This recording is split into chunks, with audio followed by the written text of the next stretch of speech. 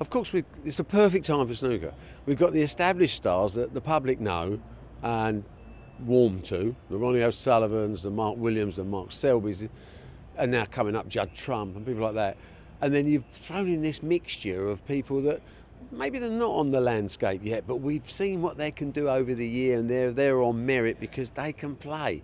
And then you conjure up 10 or 11 of the 16 matches. There's a coin in the air, because we know, it may not be ranking coin, but we know on ability that anything can happen here. As I said jokingly earlier, this is a good time to be a bookmaker, because it's tough to pick them.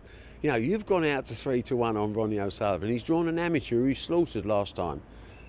But quite rightly, you said this is a potential banana skin. The amateur that he slaughtered was 2 years ago. This kid is a 100% better player with nothing to lose. Oops. Warning bells in my head for Ronnie O'Sullivan. I still think Ronnie's going to win it. But the competition is intense, with Robertson having such an amazing run for the last 4 finals, Judd Trump having the best season of his career, Mark Williams, who hasn't really done much all year, suddenly realised the party's over, put the beer to one side, I've got to play snooker. And actually, that penny drops, the realisation is, because Mark is a sort of fun animal, dry sense of humour guy, suddenly the penny drops is, I quite like being world champion. I don't want to let this go. So he's under the cosh. And some of these young Chinese players, we've been waiting for this invasion for some time. Suddenly we get 5 of the 16 qualifiers. Look at the age of them, 17, 20, 21. These are dangerous because they are so fixed, their focus is so fixed.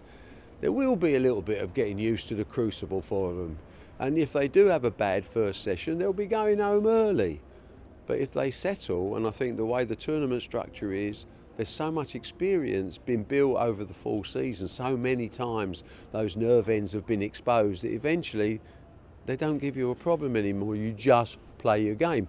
You've seen it before. These players don't miss in practice because there's no pressure. The crucible is the centre, the epicentre of pressure when it comes to global snooker.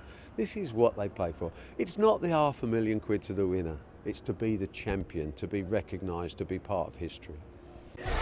Betfred, proud sponsor of the World Snooker Championship.